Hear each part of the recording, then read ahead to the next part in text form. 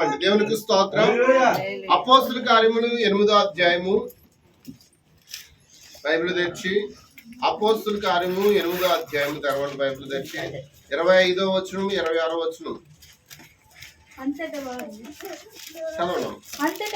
అంతటా వారు సాక్ష్యమిచ్చుచు ప్రభువు వాక్యము బోధించి యెరూషలేమునకు తిరిగి వెళ్ళుచు సమరయుల అనేకుల గ్రామాల్లో సువార్త ప్రకటించుచు వచ్చింది.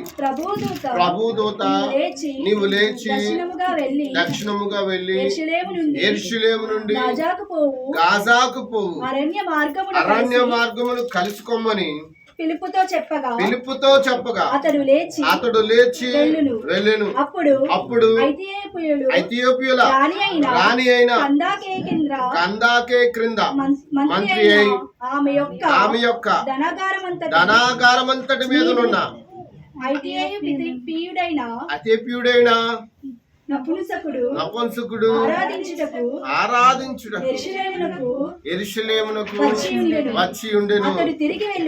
అతడు తిరిగి వెళ్ళుచు తన రథం మీద కూర్చుండి ప్రవక్త అయిన యెషయా గ్రంథము చదువుచుండెను. అప్పుడు ఆత్మ పిలుపుతో నీవు ఆ రథం దగ్గరికి పోయి దానిని కలుసుకొనమని చెప్పాను. ఈ పశువులకు దేవుడు దీవించును గాక.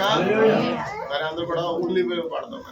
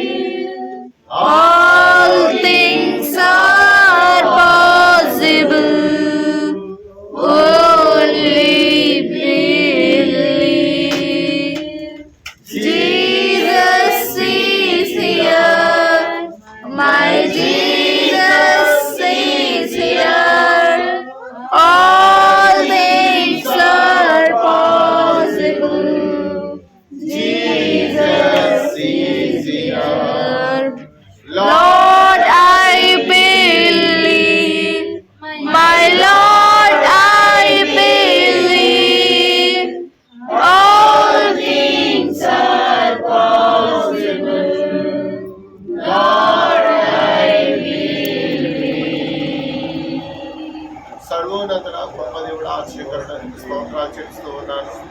దేవా ఈ ఉదయకాల సంబంధంగా మరొకసారి నీ సన్నిధిలో మమ్మల్ని జ్ఞాపకం చేసుకోండి. నీ అపారమైన ప్రేమ ఎదుకు వచ్చినాం ప్రభా, నీ కృప ఎదుకు వచ్చినాం తండ్రి. దేవదిగో నాయన ప్రియబిడ్డలందరినీ దీవించమని అడుగుతున్నాను.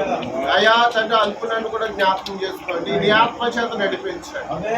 నీ ఆత్మ కార్యం కూడా జరుగుతూ సహాయం చేయండి. వాక్యము చేత మాతో మాట్లాడండి. సహాయం చేసి మీరు నడిపించమని ప్రతి చీకటిని ప్రతి బలహీనతను యేసు విసురు కొడుతుండగా ఈ గొప్ప కార్యములు చేసి నడిపించేవాడు యేసు క్రీస్తు నామములో ప్రార్థన అడుగుతున్నాము తండ్రి. ఆమేన్. స్తోత్రం. హల్లెలూయా.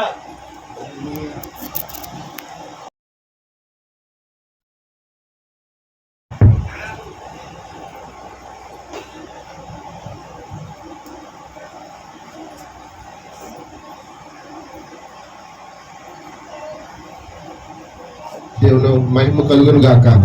హల్లెలూయా. మరి ప్రభువైన యేసు క్రీస్తు నామములో మీ అందరికీ శుభము తెలియజేస్తూ ఉన్నాను. ఆమేన్.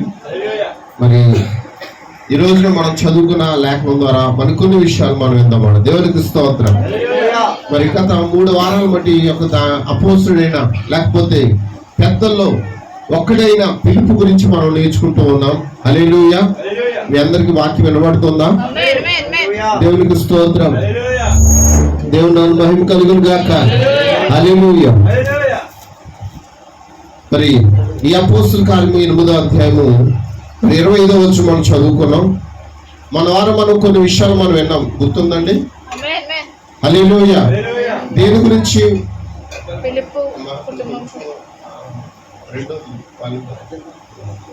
హల్లెలూయా. ఆ పెద్దల్లో ఒకడైనా ఫిలిప్పు గురించి మనం విన్నాం. అలాగనే ఫిలిప్పు అనేక ప్రాంతములు సువార్త ప్రకటిస్తూ సమరయ దేశం అంతటిని తిరిగి ఆ సమరయ పట్టణంలో సువార్త ప్రకటిస్తుంటే అక్కడ గారడి సీమోన్ అని ఒక వ్యక్తి అక్కడ ఉండడం మనం చూసాం. ఆ గారడి సీమోను ఆ పరిశుద్ధాత్మ పొందుకోవడానికి ఏం ప్లాన్ చేశాడంటే ధనం ఇచ్చి కొనుక్కోవాలని ప్రయత్నం చేశాడు. అయితే పరిశుద్ధాత్మ ధనంతో కొనేది కాదండి. దేవుని అనుభవం కలుగును గాక.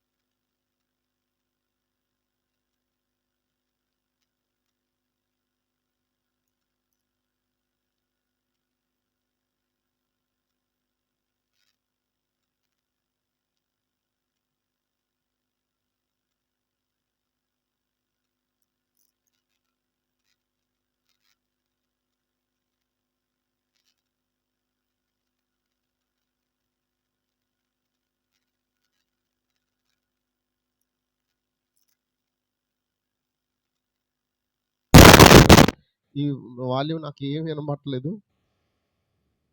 దేవునికి స్తోత్రం. హల్లెలూయా, హల్లెలూయా. ఆయన పరిశుద్ధ నామమునకు మహిమ కలుగును గాక. దేవునికి స్తోత్రం. హల్లెలూయా. సరే, ముందుకు వెళ్దామండి. అది హెడ్ ఫోన్స్ సింబల్ వచ్చింది అందులో. సరే సరే చూద్దామండి. మరి ఈ యొక్క 8వ అధ్యాయం 25వ వచనం చదువుకున్నాం. అంతటా వారు సాక్ష్యం ఇచ్చుచు ప్రభు వాక్యాన్ని బోధించి యెరూషలేముకు తిరిగి వెళ్ళుచు సమరయులు అనేకుల గ్రామాల్లో సువార్త ప్రకటించు వచ్చిరి. దేవునికి స్తోత్రం. ప్రభు దూత, నువ్వు లేచి దక్షిణముగా వెళ్ళి యెరూషలేము నుండి గాజాకు పోవు అరణ్యమునకు కలుసుకోమని పిలుపుతో చెప్పగా అతడు లేచి వెళ్ళెను. అప్పుడు ఐథియోపియాలో రాణి అయిన కందాకి క్రింద మంత్రి ఆమె యొక్క ధనాగారం అంతటి మీదనున్న ఐథియోపియుడైన నపుంసకుడు ఆరాధించుటకు యెరూషలేముకు వచ్చి ఉండెను. అతడు తిరిగి వెళ్ళుచు తన రథం మీద కూర్చుండి ప్రవక్త అయిన యెషయా గ్రంథం ఏం చేస్తున్నాడు? చదువుచున్నాడు. అప్పుడు ఆత్మ పిలుపుతో, నీవు ఆ రథం దగ్గరికి పోయి దాన్ని కలుసుకోమని చెప్పాను. దేవునికి స్తోత్రం. అప్పుడు ఆ రథం దగ్గరికి అతడు పరుగెత్తును పోయి, అంటే పిలుపు దగ్గరకు పరుగెత్తును పోయి అతడు ప్రవక్తని యెషయా గ్రంథము చదువుచుండగా విని, నీవు చదువునది గ్రహించున్నావా అని అడగ్గా, అప్పుడు నపుంసకుడు, ప్రవక్త ఎవను గూర్చి ఎలాగో చెప్పుచున్నాడు? తన్ను గూర్చియా వేరొకను గూర్చియా? దయచేసి నాకు తెలుపుమని పిలుపును అడిగాను. అంటే ఏంటి? ఇప్పుడు యెషయా గ్రంథం అక్కడ చదువుతున్నప్పుడు యెషయా తన గురించి చెప్తున్నాడా, లేకపోతే రాబోచున్న ప్రవక్త కోసం చెప్తున్నాడా అని యెషయా రాశాడు. ఇతను ఏం చేస్తున్నాడు? డౌట్ పడుతున్నాడు. ఆ నపుంసకుడు, ప్రవక్త ఎవని గురించి ఎలా చెప్తున్నాడు?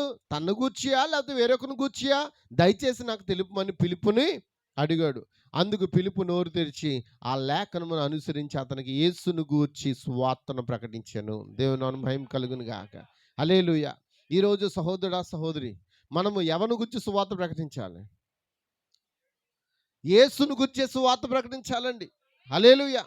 మన యొక్క అసలు చెప్పాలంటే పిలుపు యొక్క గుండె చప్పుడు ఏంటంటే సువార్త. ఇందుకు పిలుపు ఎవరు అని అంటే బైబిల్లో మనకి ముఖ్యంగా కనబడేది 3 పిలుపులు ఉన్నారు. ఒక పిలుపు ఏమో అపోస్తుల్లో 12 మందిలో యేసుక్రీస్తు చేత ఎన్నిక చేయబడిన పిలుపై ఉన్నాడు.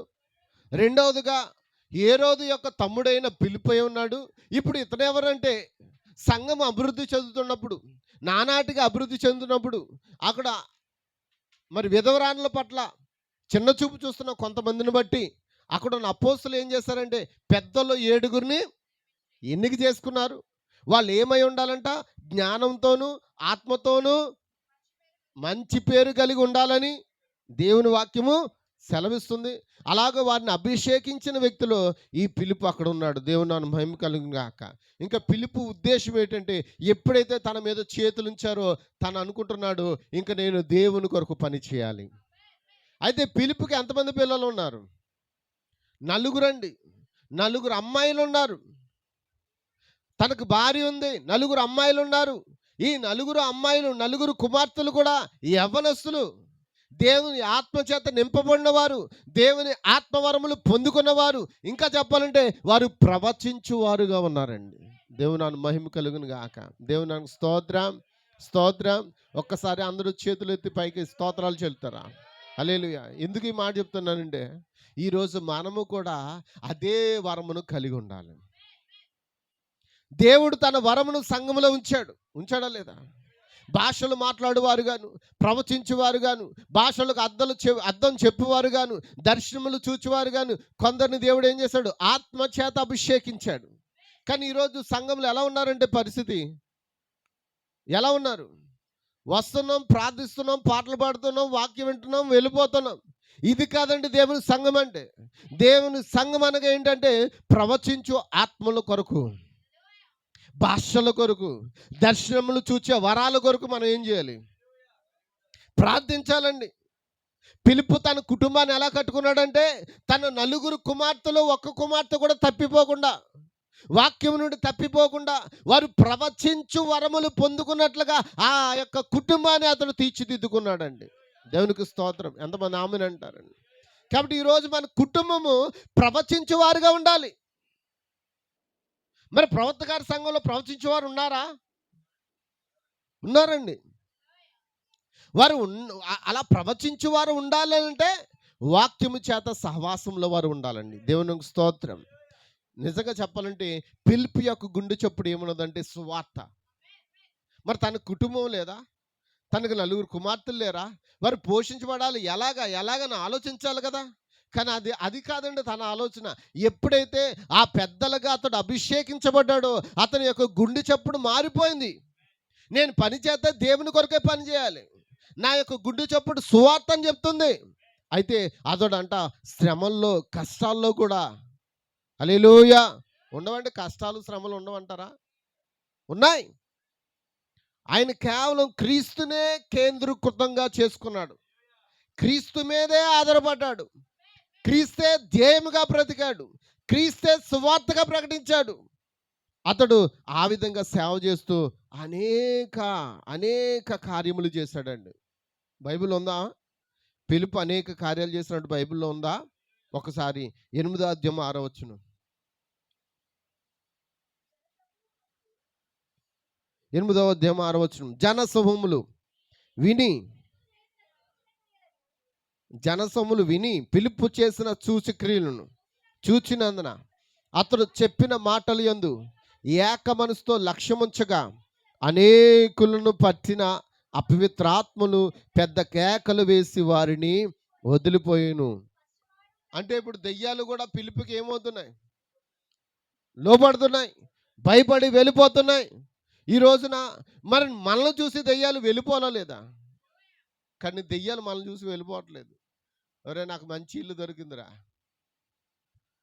శుభ్రంగా కడిగేస్తుంది, యేసుక్రీస్తు రక్తంతో శుభ్రంగా కడిగేస్తుంది, నేను ఒక్కడినే వెళ్ళడం కాదు ఇంకో 7గురిని తీసుకెళ్ళి అందరూ కూర్చోబెట్టుకుంటాను అంటున్నాడు. దేవునికి స్తోత్రం. గమనించండి, దేవుని సన్నిధిని మనం అస్సలు నిర్లక్ష్యం చేయకూడదండి. ఒకవేళ నువ్వు నిర్లక్ష్యము చేస్తున్నావంటే నిన్ను నడిపించే ఆత్మ ఏంటి? నేను చెప్పగలను గ్యారంటీగా అది పరిశుద్ధాత్మ కాదు. నువ్వు ఏ ఆత్మ చేత నడిపించబడతావు ఒక రియాలిటీ రా. నువ్వు పిలుపు తన గుండె చప్పుడంతా సువార్త అయి ఉంటే ఇప్పుడు నీ గుండె చప్పుడు ఏమై ఉంది? దాహం. ఏం దాహం? చెప్పాలి ఏం దాహం? మనోళ్ళు కూడానండి, మనోళ్ళు ఎవరి మీద యాంటీ ఉంటే ఆ యాంటీ వ్యక్తి యొక్క వీడియోలు స్టేటస్లోకి వస్తున్నాయి. లేకపోతే రాజకీయ నాయకుల యొక్క స్టేటస్లు ఏమవుతున్నాయి? మన వాళ్ళకి వస్తున్నాయి. నాకు ఒక బాధాకరమైన విషయం ఏంటో తెలుసా?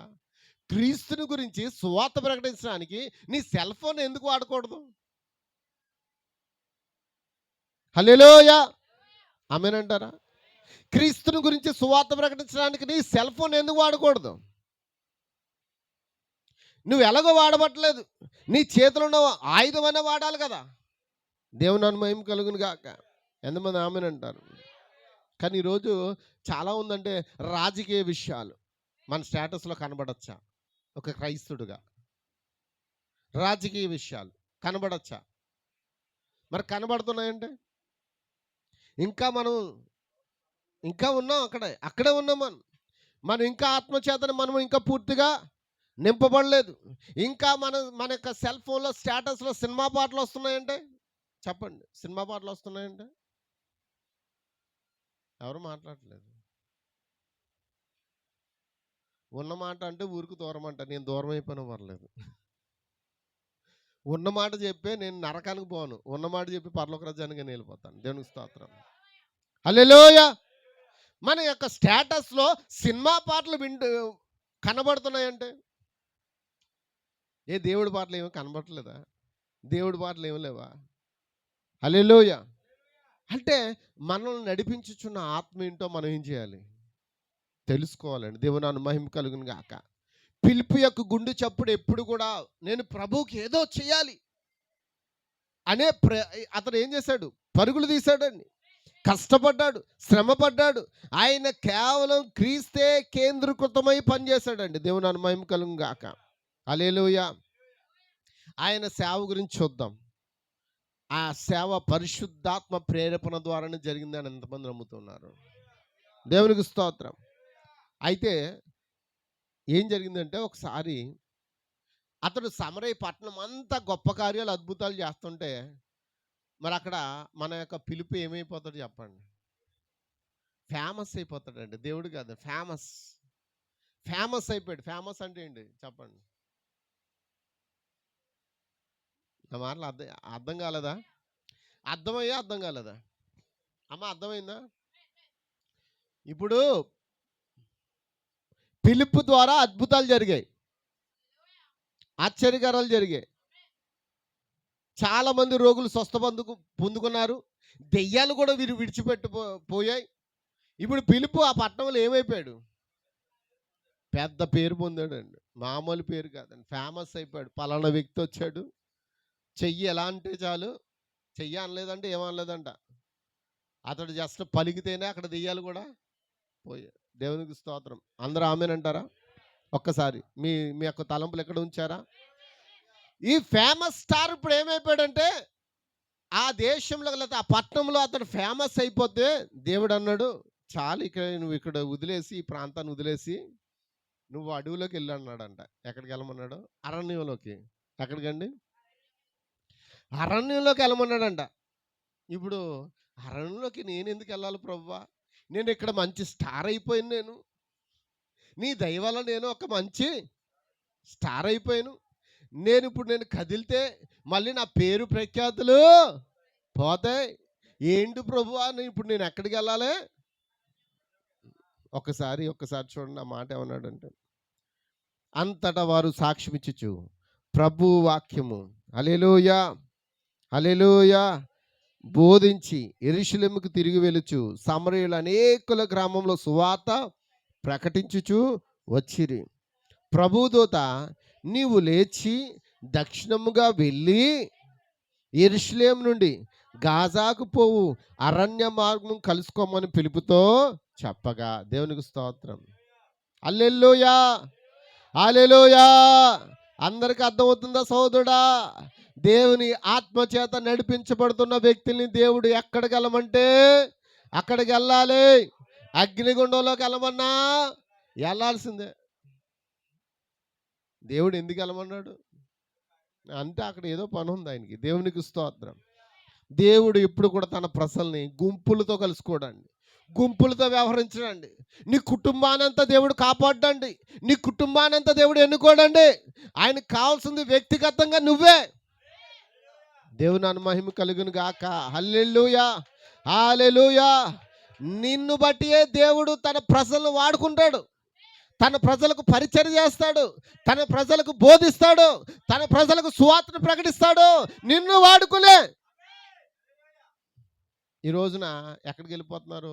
ఫేమస్ అయిపోయాము, ఇక్కడ నుంచి మేము కథలం అయిపోతున్నాం, స్టార్లు అయిపోయి ఎక్కడికక్కడ ఏమైపోతున్నారు? అక్కడ స్టక్ అయిపోతున్నారండి. దేవునికి స్తోత్రం. స్టార్ ఈ లోకంలోనూ స్టార్ అయితే అవ్వచ్చు, కానీ ఆ రాజ్యంలోనూ స్టార్గా ఉండలేవండి. దేవుని మహిమ కలిగిన గాక. దేవునికి స్తోత్రం. హల్లెలూయా. ఒక్కసారి దేవుడు నీ చేయుచున్న వాటిని విడిచిపెట్టి పిలుపుతో అన్నాడు, నువ్వు చేయుచున్న వాటిని విడిచిపెట్టి ఎందుకనగా అతడు ఆ ప్రాంతంలో ఫేమస్ అయితే దేవుడు ఏమన్నాడు, నీ పేరును విడిచి అరణ్యంలోకి పో. ఎక్కడికి వెళ్ళాలి? ఎక్కడికి వెళ్ళమన్నాడండి? నీకు పని ఉంది బాబు, అరణ్యంలోకి వెళ్ళు అన్నాడు. మరి ఒకవేళ నువ్వు అడవిలోకి అరణ్యం అంటే ఏంటండి? ఏమండి, అడవేనా? అడవిలోకి వెళ్ళమంటే వెళ్తావా? వెళ్తారా? మిమ్మల్ని అందరూ ఒకసారి మాసం తిప్పని తీసుకెళ్దాం అనుకుంటున్నాను. అక్కడ ఎవరన్నా ఉంటే బాగుంది. మాసం తిప్ప మీటింగ్కి వెళ్ళాం. ఆ పగలంతా సువార్త ప్రకటించాం. సాయంకాలం మాసం తిప్ప నావ మీద ప్రయాణం అండి. గంటన్నర సేపు నావ మీద ప్రయాణం చేసి వెళ్ళాలి. ఇంకా అటు ఇటు ఏముండదు, మధ్యలో పడిపోతే వదిలేసి వెళ్ళిపోవడమే. ఇంకా అక్కడికి వెళ్ళిన తర్వాత కూటం జరుగుతుంది. కూటం జరగడం కాదు కానీ చూడండి, 2 రోజులు అండి అక్కడ. మా పరిస్థితి ఎలా ఉందంటే, కూటం జరిగినంతసేపు చిన్న సౌండ్ వల్ల కొంచెం దోమలు ఏం పెద్ద లెక్క చేయలేదు. దేవునికి స్తోత్రం. ఇంకా భోజనాలు అయ్యాయి, పడుకోవడానికి మొదలు పెట్టాం. పడుకుందామంటే మేడకు మెట్లు లేవు. గుర్తుందా? మేడకు మెట్లు లేవు. ఎందుకంటే గాలి రావాలి, కరెంటు సరిగ్గా ఉండదు. పాస్టర్ గారు ఏమో గదిలో ఉన్నారు, మేము అందరం పైకి ఎక్కాం, మేడ పైకి. పడుకుందాం అనుకున్నాం, దుప్పలు లేవు, ఏమీ లేకుండా వెళ్ళిపోయాం అక్కడికి. వెళ్ళిన తర్వాత చూడాలి, ఒక్కొక్కరు ఒంటి మీద మనిషి చచ్చిపోతే వాళ్తాయి కదా దోమలు. తట్టలుగా పట్టేస్తున్నాయి.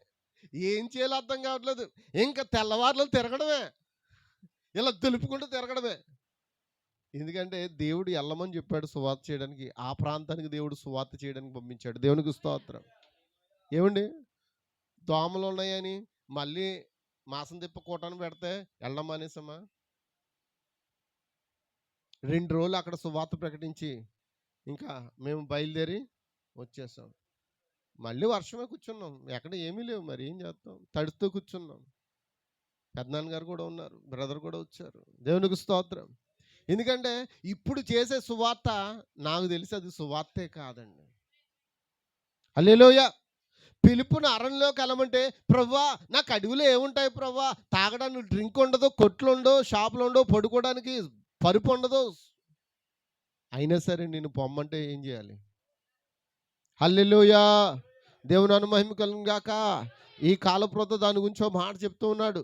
అది సూర్యోదయమైన వర్తమానంలో 65 సంవత్సరాలు బోధించాడండి. దేవుని మహిమ కలుగును గాక. ఈరోజు సుఖభోగము యందు సంతోషిస్తున్నారు ప్రజలు.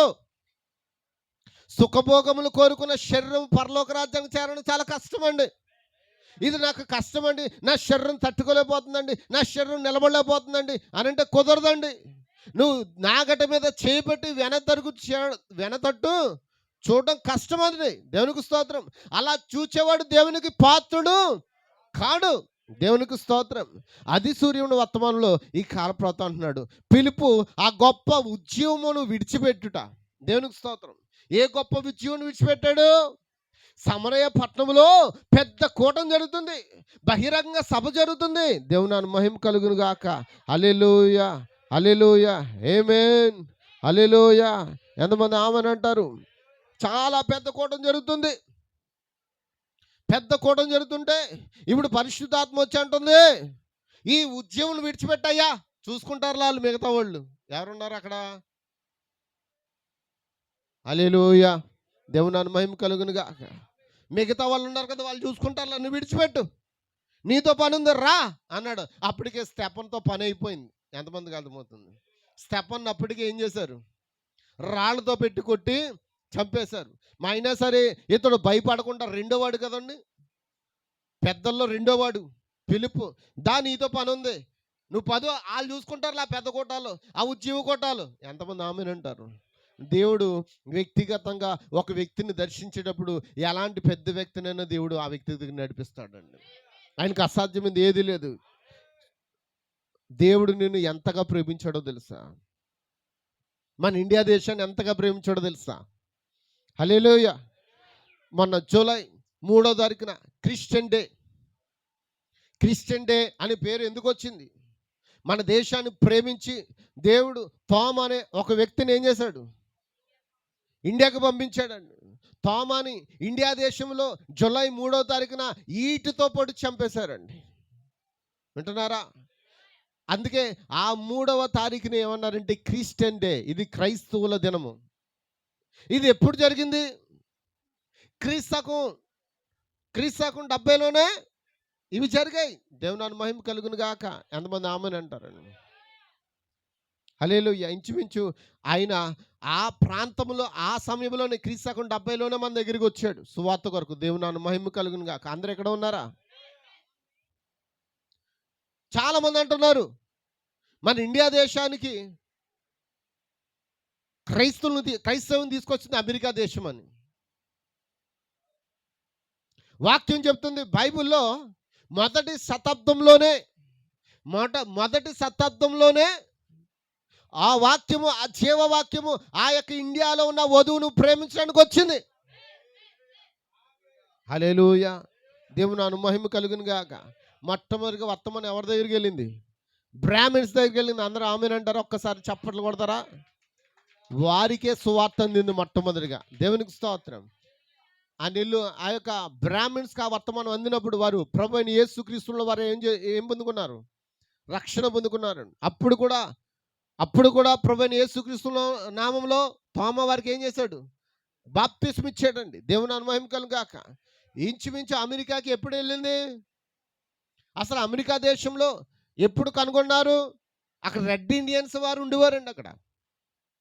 అది 14వ శతాబ్దం, అంటే 1400 సంవత్సరాల క్రితం అది వాస్కో డి గామా ద్వారా కనిపెట్టబడింది. దేవునికి స్తోత్రం.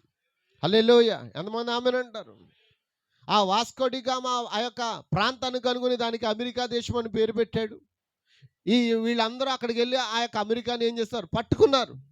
అప్పటి నుంచి వారు ఆ యొక్క రాజ్యాన్ని అక్కడ పరిపాలిస్తూ ఉన్నారు. దేవుని మహిమ కలుగును గాక. అయితే గమనించండి, మొదటి శతాబ్దంలోనే దేవుడు మనం ప్రేమించాడు. అందుకే తోమాను మన ఇండియా దేశానికి పంపించాడు. ఆమేన్. ఆయన గుంపుల యొద్దకు పంపలేదండి. ఆయన ఎన్నిక చేయబడిన వారి ప్రజల యొద్దకే వారిని దేవుడు పంపించున్నాడు. దేవునికి స్తోత్రం. ఆమేన్. ఇక్కడ ఆ మాటను చదువుతున్నాను. అది సూర్యోదయ వర్తమానంలో పిలుపు ఆ గొప్ప ఉద్యమం విడిచిపెట్టుట, గొప్ప పని చేసి దేవుని ఆజ్ఞలకు లోబడి ఈ నపుంసకునికి బాప్తిస్మ ఇచ్చుట ద్వారా దీని అతడు నెరవేర్చును. అతడు జీవింపచే శక్తితో నిండినవాడే ఎత్తుకొని పోబడును. దేవునికి స్తోత్రం. ఏ శక్తితో నింపబడ్డాడండి? అందరూ చెప్పాలి. ఏ శక్తి అండి? జీవింపచేయు శక్తి ద్వారా నింపబడ్డాడు. అది మీ మధ్య శరీరంలో జీవింపచేయను. యేసును మృతుల్లో నుండి లేపిన అదే ఆత్మ, పిలుపును ఎత్తుకుని పోయి, హల్లెలూయా, సమరయ నుండి అరణ్యానికి ఎంత దూరమో తెలుసా అండి? అందరూ నా వైపు చూడండి ఒకసారి. ఇది వినడానికి బాగుంటుందండి, ఆలోచిస్తే చాలా కష్టంగా ఉంటుంది. సమరయ నుండి అరణ్యములకు పోవాలంటే అది ఏ అరణ్యం అంటే యెరూషలేము నుండి గాజాకు పోవు మార్గం అండి. దేవునికి స్తోత్రం. హల్లెలూయా. దేవునికి స్తుతి కలుగును గాక. దేవునికి మహిమ కలుగును గాక. హల్లెలూయా. ఒక్కసారి నా వైపు చూడండి. మరి పిలుపును పరిశుద్ధాత్మ ఎత్తుకుని పోయి 150 మైళ్ళకు పైగా ప్రయాణం చేసిందంట. అంటే 150 మైళ్ళు అంటే ఎన్ని కిలోమీటర్లు అండి? ఏమండి? 150 మైళ్ళు ప్రవక్త అంటున్నాడు. ఏమండి? 5-6 కిలోమీటర్లు కాదు, 10 కిలోమీటర్లు కాదు, 150 మైళ్ళు. 150 మైళ్ళు అవతల ఒక వ్యక్తి అంట రథం మీద వెళ్ళిపోతున్నాడంట. ఎవరైనా? నపుంసకుడు. ఆఫ్రికా ఖండంలో, ఆఫ్రికా దేశంలో అతడు ఏమిటండి? ఇథియోపియా దేశం అంటే ఏంటండి? అంటే అతడేనా? ఆఫ్రికా దేశంలో ఒక ఆమె పేరేముంది? రాణి. ఇథియోపియాలో రాణి అయిన కందాకే, ఆమె పేరు కందాక్. ఆమె కింద మంత్రి అయి ఆమె యొక్క ధనాగారం అంతటి మీదనున్న ఐథియోపియుడైన నపుంసకుడు. ఐథియోపియా అంటే ఎవరంటే? ఇథియోపియా దేశం అంటే ఆఫ్రికా ఖండములకు వెళ్ళిపోతున్నాడు. అప్పటికే యెరూషలేముకి వచ్చాడు. ఏటేటా యెరూషలేముకి వచ్చి ఏం చేస్తాడు? మరి నపుంసకుడు యూదుడా? నపుంసకుడు యూదుడా? దేవుని నామమున మహిమ కలుగును గాక. దేవునికి స్తోత్రం. హల్లెలూయా. గమనించండి, మోషే దినాల్లోనే యెహోవా గురించి వారికి ఏమైపోయింది? తెలిసిపోయిందండి. మోషే దినాల్లోనే యెహోవాయే దేవుడని వారికి మోషే ఏం చేశాడు? వెళ్ళి సువార్త ప్రకటించారు. అప్పటి నుంచి కొంతమంది వ్యక్తులు ఏటేటా సంవత్సరానికి ఒకసారి అక్కడి నుండి బయలుదేరి ఏం చేస్తున్నారు? ఆఫ్రికా నుంచి బయలుదేరి యెరూషలేముకి వచ్చి వారు యెరూషలేము దేవాలయంలో బలులు అర్పించి ఆ యొక్క ధర్మశాస్త్ర గ్రంథం చదివి వాళ్ళు ఏం చేస్తారు? మళ్ళీ తిరిగి. అయితే ఇతడు ఎవరంటే దాన్ని ఏమంటారంటే ఇతను ఒక మినిస్టర్ అండి. ఏమంటారు? ధనాగారం అంతా ఏంటి దాని అర్థం? ఫైనాన్స్ మినిస్టర్ మాట. ఫైనాన్స్ మినిస్ట్రీనా? ఇంకా చెప్పాలంటే నపుంసకుడు. నపుంసకుడు అంటే ఏంటో తెలుసా? సంసారానికి పని చేయడు. ఇప్పుడున్న ఇజ్రాయెల్ కాదండి. వీళ్ళు సంసారానికి పని చేస్తారు, కానీ వీళ్ళు కావాలని ఏం చేశారు? అలా మార్పు చెందారు. వీళ్ళు అలా కాదు, పుట్టుకతోనే నపుంసకుడు. ఇలాంటి వారినే రాణీల కింద ఏం చేసేవారు? కాపలాదారులుగా పెట్టేవారు. హల్లెలూయా. దేవుని మహిమ కలుగును గాక. ఆమేనంటారా? ఒక్కసారి దేవుని స్తుతిద్దామా? ఆమేన్. హల్లెలూయా. మరి అలాంటి వ్యక్తి మరి యెషయా గ్రంథము చదువుకుంటూ మార్గం మధ్యలో వెళ్ళిపోతుంటే, రథం మీద వెళ్ళిపోతుంటే ఇప్పుడు పరిశుద్ధాత్మ అంటుంది, ఓ ఫిలిప్పు, నువ్వు సమరయ పట్టణాన్ని విడిచి అరణ్యంలో వెళ్ళు, యెరూషలేము నుండి గాజాకు పోవు మార్గం మధ్యలో ఉన్నాడు, నువ్వు పో అని అన్నాడు. ఎలా వెళ్ళాలి ప్రభా?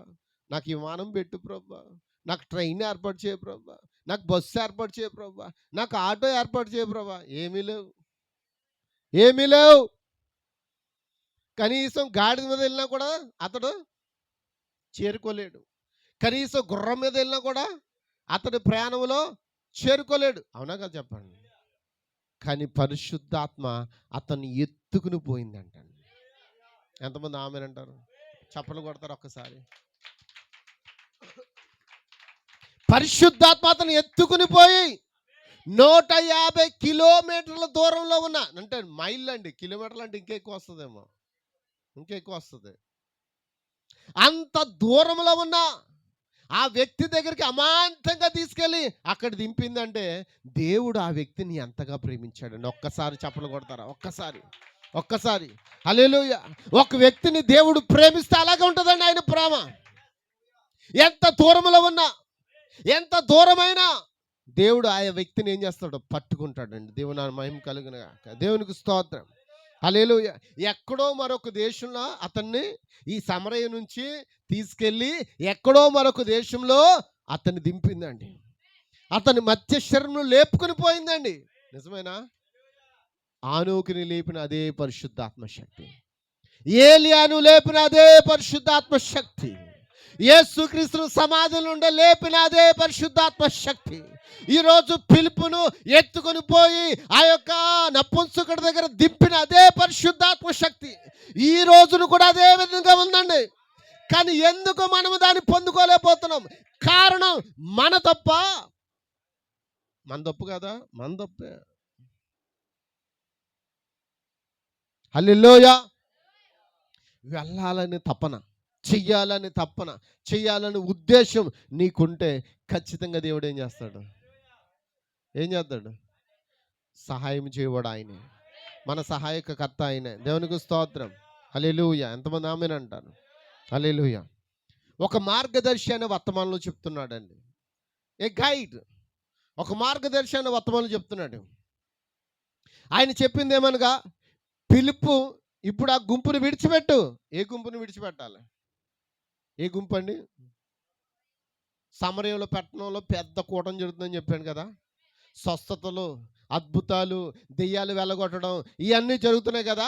ఇప్పుడు నీ పని ఇక్కడ ఆగింది, అసలు వెళ్ళిపోతున్నాడు, వాడిని పట్టుకోవాలి, నువ్వు రా అని పరిశుద్ధాత్మ ఎప్పుడైతే అతనికి ప్రేరేపించిందో, ఇప్పుడు నువ్వు ఎవరో లేని ఆ ఎడారిలోకి వెళ్ళు.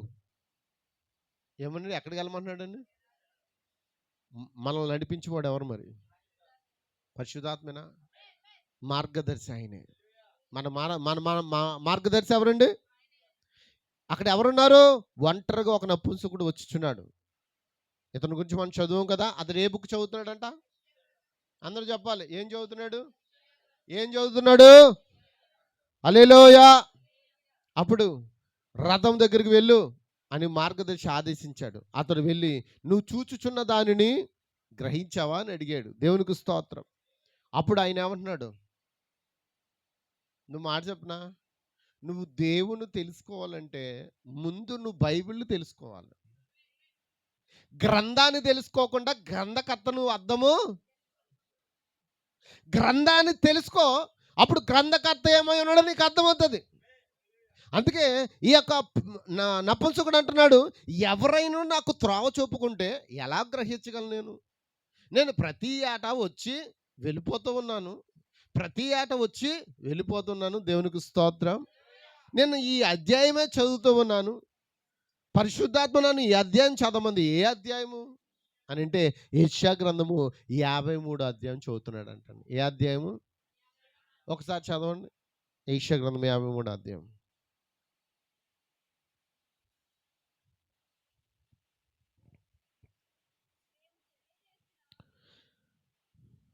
మేము యెషయా గ్రంథము 53 అధ్యాయము.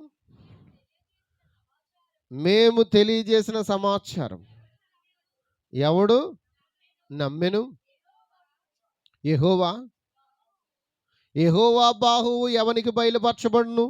లేత మొక్కవలను, ఎండిన భూమిలో మొలిచిన మొక్కవలను అతడు ఆయన ఎదుట పెరిగెను. అతనికి స్వరూపమైన సొగసైన లేదు. మనం అతన్ని చూచి అపేక్షించినట్లుగా అతని యందు స్వరూపమైనను లేదు. అతడు తృణీకరించబడిన వాడును, ఆయన మనుషుల వలన విసర్జింపబడిన వాడును, వ్యసనాకాంతుడుగాను వ్యాధిని అనుభవించేవాడుగాను మనుషులు చూడనల్లని వాడుగాను ఉండెను. అతడు తృణీకరింపబడిన వాడు కనుక మనం అతని ఎన్నిక చేయబోతుమి. నిత్యముగా అతడు మన రోగములు భరించెను, మన వ్యసనములు వహించును. ఆయనను మొత్తబడిన వానిగాను, దేవుని వల్ల బాధింపబడిన వానిగాను, శ్రమ నొందిన వానిగాను మనం అతను ఎంచితిమి.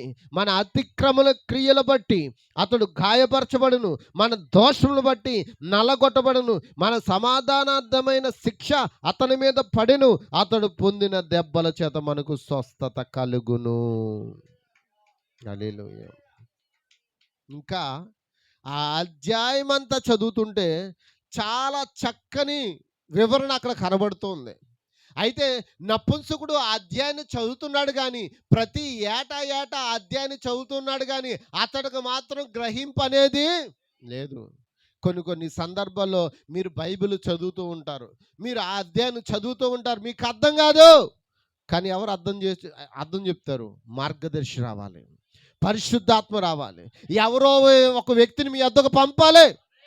నాకు ఇప్పటికీ అర్థం కాని ప్రశ్న ఏంటో తెలుసా? బైబిల్లో ప్రకటన గ్రంథము 10వ అధ్యాయం 7వ వచనంలో 7వ దూత పలుకు దినముల్లో అతడు బోర ఊదబోచుండగా దేవుడు తన దాసులకు ప్రవక్తలకు తెలిపిన సువార్త ప్రకారం దేవుని మర్మము సమాప్తమగునని రాయబడింది. ఈ లేఖనాలు వారు చదువుతున్నప్పుడు ఎందుకు వారికి బోధపడలేదు? ఎవరా 7వ దూతని ఎందుకు ఆలోచించట్లేదు? యెషయా ఆలోచించినట్లుగానే వారు ఆలోచించాలి కదా. హల్లెలూయా. యెషయా ఆ విషయాలు రాస్తున్నాడు. యెషయాకి దేవుడు ప్రవచనాలు ఇచ్చాడు. ఆ ప్రవచనాలు రాస్తున్నప్పుడు ఆ ప్రవచనాలు ఎవరు చదువుతున్నారు? అపోస్తలుల కార్యములో నపుంసకుడు చదువుతున్నాడు. నపుంసకుడికి ఏ ప్రత్యక్షత లేదండి. ఆ ప్రత్యక్షత ఇవ్వడానికి నపుంసకుడిని దేవుడు ముందుగానే గొర్రెపిల్ల జీవగ్రంథంలో చూచాడు కనుక పిలుపుని ఏం చేస్తున్నాడు? నువ్వు వెళ్ళి అతడు చదువుతున్న దాన్ని వివరించని చెప్పాడు. దేవునికి స్తోత్రం. ఎందుకంటే అప్పటికే ఆయన భూమి మీదకి వచ్చి మన కొరకు, మన అతిక్రమల కొరకు గాయపరచబడ్డాడు, దౌర్జన్యం అనుభవించాడు. నిజమేనండి. హల్లెలూయా.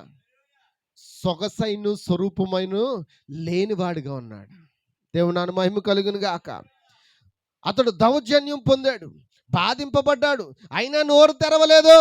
వదకు తేబడిన గొర్రె పిల్లయు బొచ్చు కత్తిరించి వాని ఎదుట గొర్రెయు మౌనంగా ఉన్నట్లు అతడు నోరు తెరవలేదు. అన్యాయపు తీర్పు నొందిన వాడే అతడు కొనిపోబడును. అతడు నా జనుల అతిక్రమను బట్టి మొత్తబడును కదా. సజీవుల భూమిలో నుండి అతడు కొట్టివేయబడును. హల్లెలూయా. ఇవన్నీ చదువుకుంటూ ఉన్నాడు. కానీ దేవుని పరిశుద్ధాత్మ ఎవరిని లేపింది? పిలుపును లేపింది. పిలుపును 150 మైళ్ళ దూరం ఎత్తుకుపోదా? ఏలియా గాలిలో ఎగిరాడా? ఏమండి, ఎలా వెళ్ళిపోయాడు? హల్లెలూయా. దేవుని నామమున మహిమ కలుగును గాక. ఏలియాని పరిశుద్ధాత్మ తీసుకుని వెళ్ళిందా? చెప్పాలి. తీసుకెళ్ళిందా? పాత నిబంధనలో ఏలియాని పరిశుద్ధాత్మ తీసుకుని వెళ్ళిందా? గట్టిగా ఒక్కసారి చెప్పలు కొట్టండి. హల్లెలూయా. మరి అదే దేవుడు ఈరోజు లేడా? అదే కార్యం దేవుడు ఈరోజు చేయడా? హల్లెలూయా.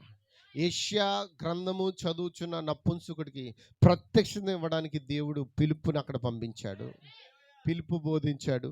పిలుపు ఎవరో కాదు. పిలుపు ఏం చెప్పాడు తెలుసా? అయ్యా, నువ్వు చదువుతున్నది నీకు అర్థమవుతుందా? అతడు ఎవరో కాదు, అతడు వచ్చిన నరుడైన యేసుక్రీస్తు. ఆయన వచ్చాడు, సమస్తము చక్కబరిచాడు. ఇంకా ఆయన నోరు కూడా తెరవలేదు. ఆయన మన కొరకు మరణించాడు అని సువార్తను ప్రకటించడం మొదలుపెట్టాడండి. ఎవరి గురించి సువార్త? అమ్మ ఇలా చూడండి అమ్మ, ఎవరి కోసం సువార్త చేశాడు? మన సువార్త ఎవరి కోసం చేస్తాం తెలుసా? నిజం చెప్తాను. పలానా భీమవరంలో పాస్టర్ గారు ఉన్నారంట. మనకంట ఏం చేస్తాడంట? జోత్యం చెప్తాడంట. నీకేం జరుగుతుందో, నీకు ఎప్పుడు పెళ్ళి అవుతుందో, నీకు ఎప్పుడు ఇల్లు కట్టుకుంటావు, నీకు ఎప్పుడు పిల్లలు పుడతారో అన్నీ ఏం చెప్తాడంట? జ్యోతిష్యం చెప్తాడంట. అమ్మా నువ్వు రెడీ అవ్వు, నేను తీసుకెళ్తాను. ఎక్కడికి? భీమవరంలో ఉన్న పాస్టర్ గారి దగ్గరికి. నీ సువార్త అదే. పిలుపు సువార్త అండి. ఎవరైతే తన కొరకు ప్రాణం పెట్టాడో ఆ వ్యక్తి కొరకు సువార్తను ప్రకటించాలి. ప్రజలు క్రీస్తు వైపు సువార్తను చెప్పి ప్రజలు క్రీస్తు వైపు తిప్పట్లేదు, ప్రజల వైపు తిప్పుతున్నారు. పలానా స్థలంలో ఒక ఆయన ఉన్నాడంట, మర్మాలు ఇప్పేస్తున్నాడంట. ఏం ఇప్పేస్తున్నాడు? మర్మరాలన్నీ ఇప్పేస్తున్నాడంట. నిన్న ఐజాక్ గారు, వసంత్ కుమార్ గారు నిన్న ఆ మాట చెప్తూ ఆయన అన్నాడు, ఏంట్రా మర్మరాలు ఇప్పేది? నీ మర్మరాలు నీ దగ్గర ఎట్టుకో, క్రీస్తు వైపు తిప్పరా బాబు. ఎంతమందికి అర్థమవుతుంది? ఈరోజు ప్రజలు క్రీస్తు వైపు తిప్పట్లేదు. మన సంఘానికి రా, మా పాస్టర్గా చెయ్యంతో ఏమవుతుంది? చల్లగా ఉంటుంది. చల్లగా ఉండదు, స్వస్థత రాదు. నిన్ను స్వస్థపరచు యెహోవాను నేనని చెప్పాడు. ప్రతి వ్యక్తి ఎక్కడికి రావాలంటే వాక్యం దగ్గర రావాలండి. వాక్యంతో నిలిచి ఉండాలండి. వాక్యం ఎక్కడ ప్రకటించబడుతుందో ఆ వాక్యంతో ఉన్నప్పుడే నిన్ను వాక్యమే పరలోక రాజ్యం తీసుకెళ్తుంది. భీమవరం పాస్టర్ గారు, లక్కవరం పాస్టర్ గారు, లేకపోతే నర్సాపురం పాస్టర్ గారు, లేకపోతే ఇలా మా వరంగల్ పాస్టర్ గారు నిన్ను ఎక్కడికి?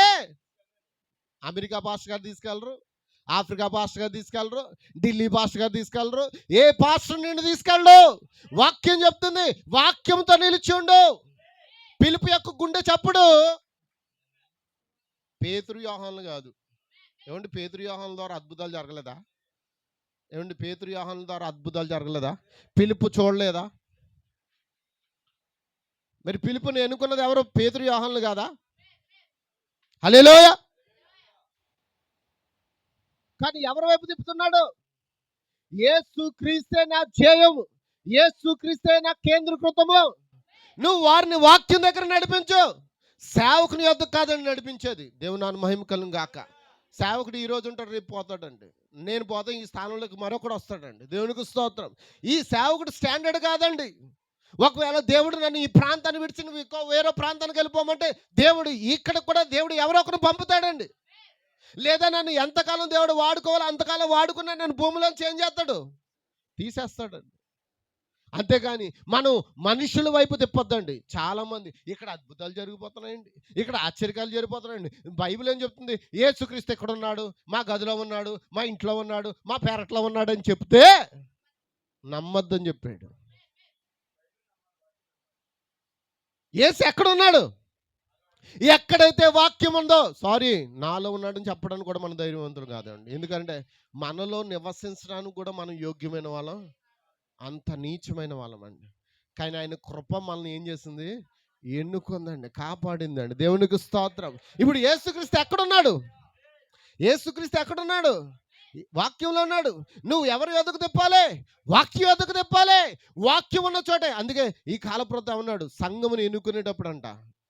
నిన్న బోయాజ్ గారి ఇంట్లో చెప్పాను వాక్యం. నువ్వు ఒక సంఘాన్ని ఎన్నుకునేటప్పుడు ఆ సంఘము ఖచ్చితంగా దేని కొరకు నిలబడుతుందో చూడు. ప్రవక్త చెప్పాడండి, సంఘం దేని కొరకు నిలబడాలి? ఆ పాస్టర్ గారంట అనాథాశ్రమంలో కడతాడంట, ఆ పాస్టర్ గారంట హాస్టల్ కడతాడంట, ఆ పాస్టర్ గారంట హాస్పిటల్ కడతాడంట, ఆ పాస్టర్ గారంట ఇంకేంటి స్కూల్ కడతాడంట, ఆ పాస్టర్ గారంట ఇంకేం కడతాడు. ఎన్ని భూమి మీదైనా కట్టుకోవచ్చు, కానీ పరలోక రాజ్యం కడతాడా? మరి నువ్వు ఎక్కడికి పోతున్నావు? హాస్టల్ కట్టి ఏం చేద్దాం? బిజినెస్ చేసుకుంటావు. స్కూల్ కట్టి ఏం చేసుకుంటావు? బిజినెస్ చేసుకుంటావు. హాస్పిటల్ కట్టు, నువ్వు ఫ్రీగా ట్రీట్మెంట్ ఇస్తావా? చెప్పండి. అన్యుల్లో అయిన ఒక ఆయన కూడా 10 రూపాయలకు ట్రీట్మెంట్ చేస్తున్నాడు. ఈరోజు హాస్పిటల్, క్రిస్టియన్ హాస్పిటల్, కానీ లోపలికి పోతే ఏంటి? బిల్లు ఎంత పొడుగు ఉంటుంది. ఒకసారి చప్పట్లు కొడతారా? హల్లెలూయా. నేనేమంటానంటే ఈ సంఘము దేని కొరకు నిలబడిందో చూడు. ఒకవేళ ఈ సంఘము పరలోక రాజ్యం కొరకు నిలబడకపోతే ఈ సంఘాన్ని వదిలే వెళ్ళిపో. ఏమి లార్డ్?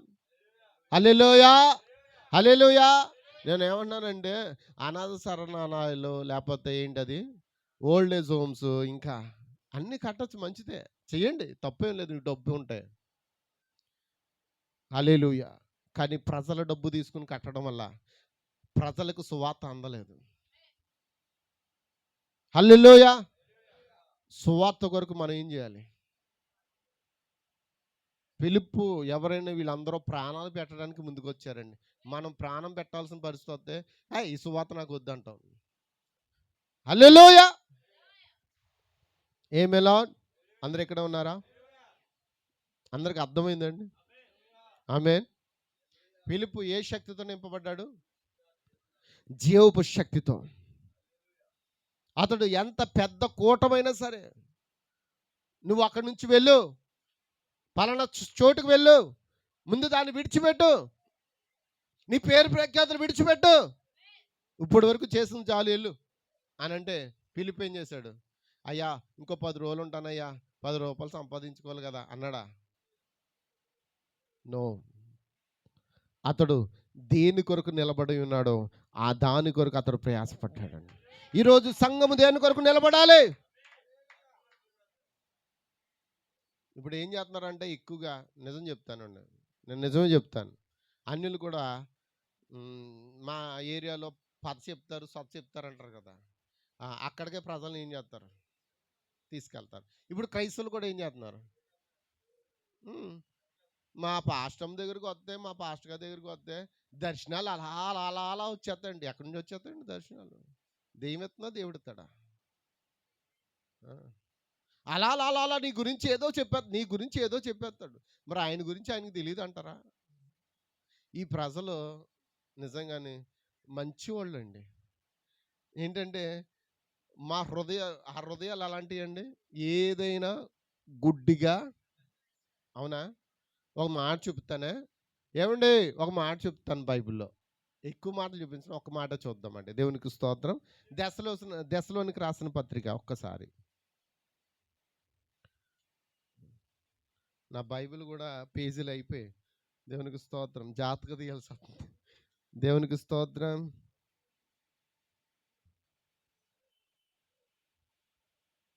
తీసారా? హల్లెలూయా.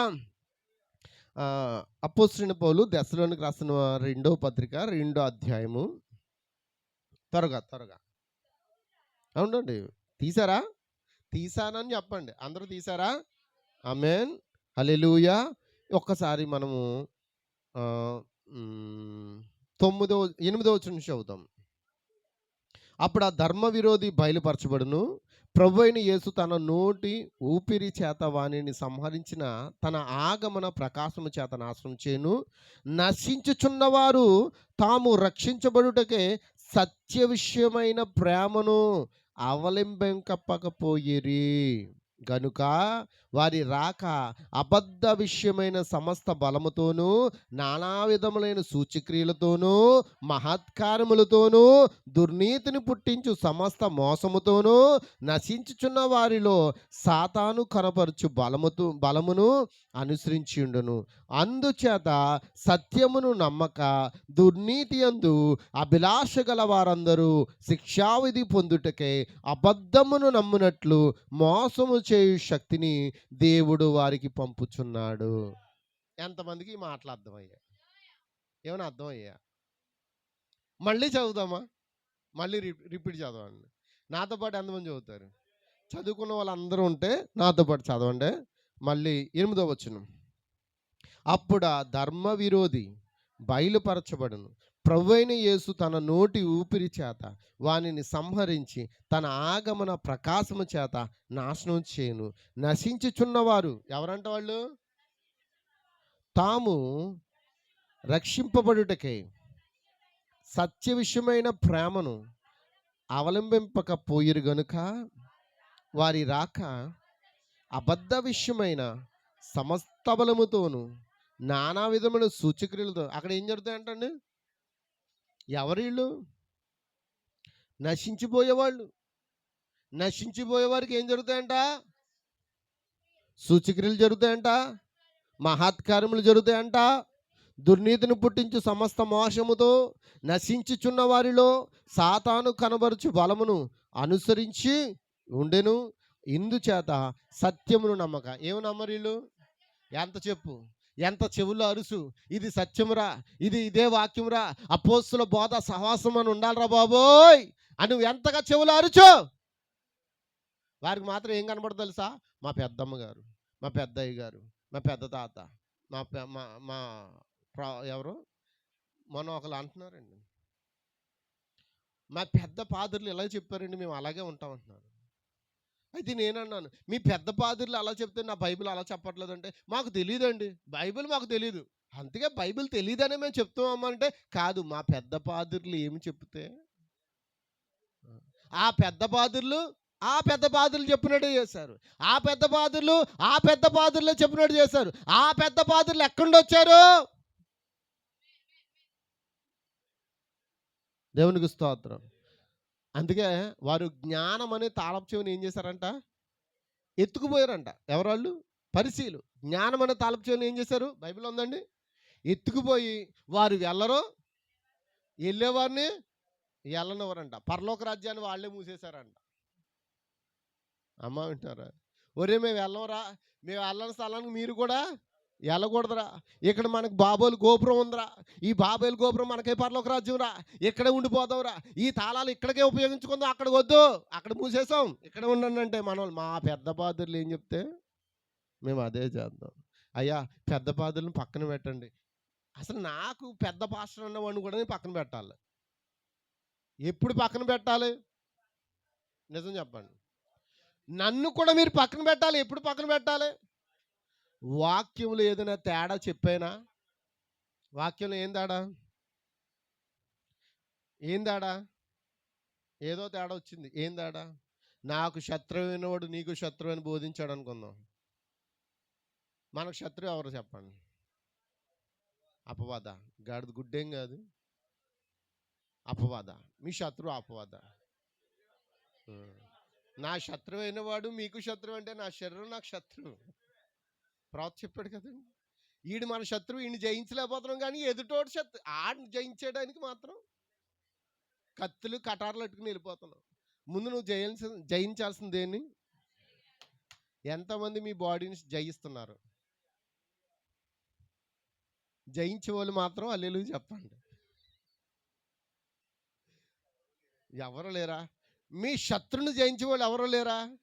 ఈడు చెప్పినట్టే వింటారు మీరు, అవునా కాదా? ఆడు కూర్చోమంటే కూర్చుంటారు, ఆడు పడుకోమంటే పడుకుంటారు, వాడు కాలు సాగమంటే సాగదీస్తారు, తలవాల్చమంటే తలవాలుతారు, అవునా కదా? గట్టిగా మాట్లాడంటే మాట్లాడతారు. ఈడు ఏం చెప్తే నువ్వు అన్నీ చేస్తావు. కానీ బైబిల్ మాత్రం చెప్పింది వీడు నీకు అందరికంటే పెద్ద ఈడు, అవునా? వీడిని జయించండి ముందు. ముందు వీడిని జయిస్తేనే ఈ శరీరం మార్పు చెందుతుంది. మరి ఈ శరీరం మార్పు చెందాలంటే ముందు వీడిని జయించాలి. ఇప్పుడు అందరికీ శత్రువు ఎవరంటే దెయ్యమండి, లూసిఫర్ అండి, ఆడే మన శత్రువు అని అంటాం. ఆడు మన శత్రువు ఏంటి? ఆడు ప్రభువుకి శత్రువాడు, అవునా? హల్లెలూయా. ప్రభు అంటాడు ఆడు మన మిత్రుడు అంట. మీరు అప్పుడు నా శత్రువు అని చెప్పొద్దు, ఆడు కోపం వచ్చేది. అదే మన మిత్రుడు అని చెప్పండి. ఎందుకనంటే ఆడు ఓహో నా ఫ్రెండే లేరా అనుకుని ఏం చేస్తాడు? క్షమించి వదిలేస్తాడు. లేకపోతే శత్రువు అన్నావా వేసి పడేస్తాడు ఆడు. ఎందుకంటే నువ్వు ఎలాగో వేయలేవు కదా, నీ బాడీని ఎలాగో వేయలేకపోతున్నావు, ఇంకా ఆడనేమేస్తావు నువ్వు. ప్రతి శరీరానికి మొదట జనకుడు ఎవడంటే అపవాదే. ఈ బాడీకి జనకుడు ఎవరండి? ఈడు శత్రువు. ఈడు శత్రువు అయితే ఆడు మనకి శత్రువే. దేవునికి స్తోత్రం. వీటిని జయించాలని ఏం చేయాలి? పరిశుద్ధాత్మను మనం అలంకారంగా ధరించాలి. ఏం జయించాలి? గట్టిగా ఎవరు నాకు మాటలు వినబట్టలేదు, గట్టిగా ఒకసారి నా వైపు చూడండి. మీరు అనాలోచనగా ఉండొద్దండి. మీరు క్రీస్తుని ఆరాధించడానికి వచ్చున్నారండి, క్రీస్తుని వెంబడించడానికి వచ్చున్నారండి, జీవింపచే శక్తిని పొందుకోవడానికి వచ్చున్నారండి. ఫిలిప్పు తన శరీరాన్ని తను లోపరుచుకున్నాడంటే, తన శరీరం మాట తను వినలేదంటే తను ఏం చేశాడు? ఏమండి, ఆనోకు తన శరీరానికి తను లోబడలేదు. అందుకే దేవునికి ఇష్టంగా ఉన్నాడు కాబట్టి దేవుడు అతను ఏం చేశాడు? తీసుకుని వెళ్ళిపోయాడు, అవునా కదా? అందుకే జాగ్రత్త సుమి. అబద్ధాన్ని నమ్మినట్లుగా మోసం చేయు ఆత్మను ఎవరు పంపుతారంట? దేవుడే పంపుతాడండి. అక్కడ ఏముందండి? చివరి వచనం చదవండి. అందుచేత సత్యమును నమ్మక దుర్నీతి యందు అభిలాష గల వారందరూ శిక్షావిధి పొందుడికే అబద్ధమును నమ్మినట్లుగా మోసం చేయు శక్తిని దేవుడు వారికి పంపుచున్నాడు. జాగ్రత్త. నువ్వు ఇంకా సత్యాన్ని నమ్మట్లేదంటే దాని అర్థం నువ్వు ఎలాగో నమ్మవని సంగతి దేవుడికి తెలుసు. అందుకే నువ్వు గుడ్డోని చేయడానికి దేవుడు ఏం చేస్తున్నాడు? మోసం పరచు ఆత్మను. ఆయన సెలవు లేకుండా ఏది మన దగ్గర రాదుగా. ఏమేలా? హల్లెలూయా. ఆమేనంటారా? ముగించేస్తున్నాను. మీరు ఏమీ ఆమెను చెప్పకపోతే నేనేం చేయను? వాక్యం కావాలా వద్దా? హల్లెలూయా. అసలు అర్థమవుతుందా? అర్థమవుతుందా? ఎందుకు మీ తలలు కిందకు దించుకున్నారు? తలలు పైకి ఎత్తుకున్నాడని చెప్తే మీకు కూడా కుర్చీలు వేసేస్తానండి. ఏవో బ్రదర్ మొక్కుకున్నారు, దేవుని చిత్తమైతే మరి ఇప్పుడు వస్తాయో తెలీదు. హల్లెలూయా. ఈ ఫ్రంట్ అంతా కుర్చీలు వేసేద్దాం, ఆ పక్కనంతా కూర్చోబెట్టేద్దామండి ఎవరన్నా వస్తే. అది బెటరు. అలాగే చేయాలి.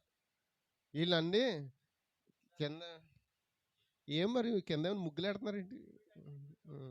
దేవునికి స్తోత్రం. హల్లెలూయా. మీరు తలలు ఎత్తలేకపోతున్నారని పులిపీట కూడా ఏం చేస్తాం?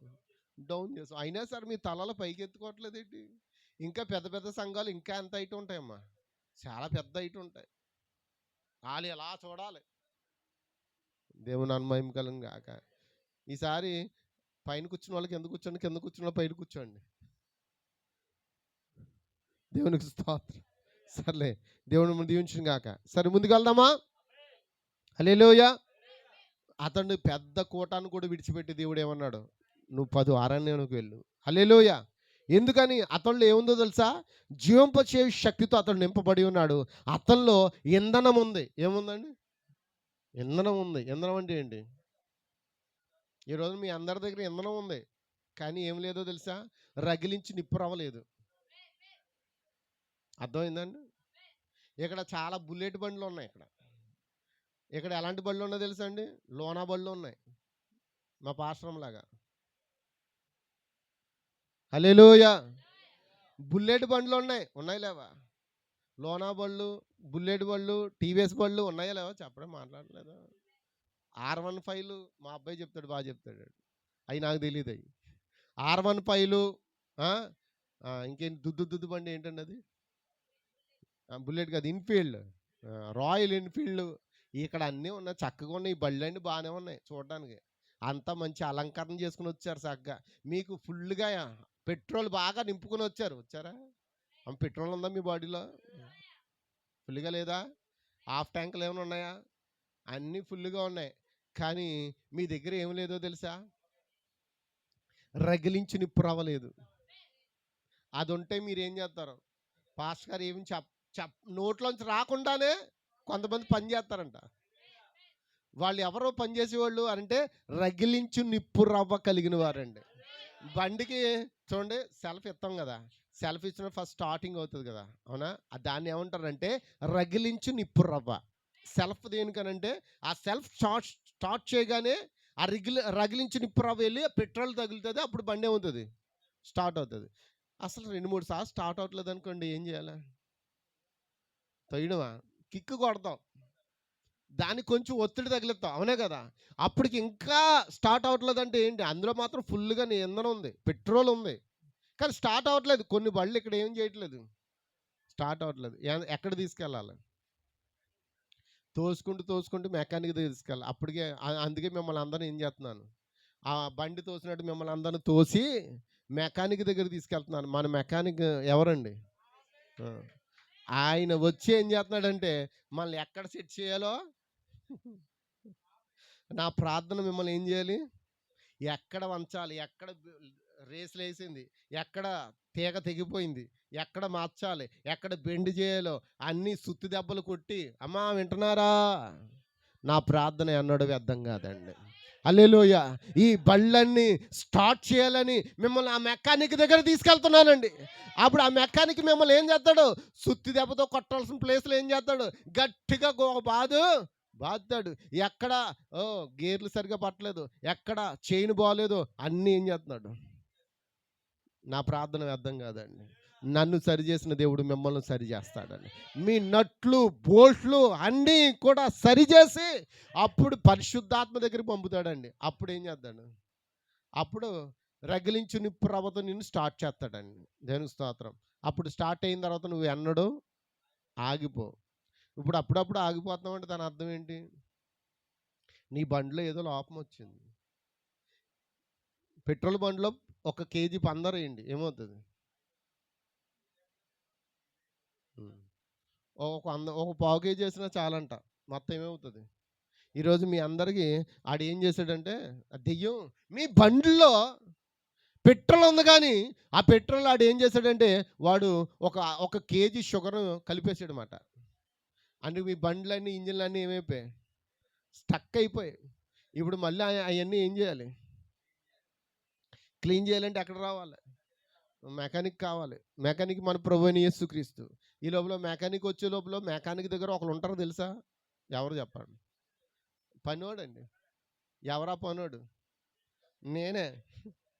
నేనేం చేస్తానంటే ఎక్కడైతే స్టక్ అయిపోయిందో ఆ బోల్ట్లు నట్లని ఉప్పేస్తానండి. నేను ఉప్పడానికి దేవుడు తన వాక్యం తీసుకొచ్చాడండి. ఈరోజు మీ బోల్ట్లు నట్లు అన్నీ వదిలేసి మొత్తం ఉప్పేసిన కాక మీ ఇంజన్లో పేరుకుపోయిన చెత్తంతా ఈ రోజే ప్రభువైన యేసుక్రీస్తులో బయటకు పోవును గాక. ఎంతమంది ఆమేన్ అంటారు? అందుకే రగిలించు నిప్పు రవ్వ మనకి ఎంతో ఎప్పుడు స్టార్టింగ్లోనే ఉండాలి. మనం సెల్ఫ్ కొడుతూనే ఉండాలి. ఎవరొకడు సెల్ఫ్ కొడితేనే మనం ఏమవుతాం? స్టార్ట్ అవుతాం. కొన్ని రోజులు బండి చర్చికి వెళ్ళకపోతే, బండి బయటికి వెళ్ళకపోతే ఏమవుతుంది బ్రదర్? ఏం బ్రదర్ ఏమవుతుంది? స్టార్ట్ అవ్వదు. ఈరోజున చాలామంది చర్చిలకు వెళ్ళకుండా స్టార్ట్ అవ్వట్లేదు, మడ్డు మారిపోయి ఉన్నారు. ఇంజన్లు పొగబట్టేసి ఉన్నాయి. హల్లెలూయా. మీ ఇంజన్లన్నీ శుభ్రం చేయాలి ఇప్పుడు.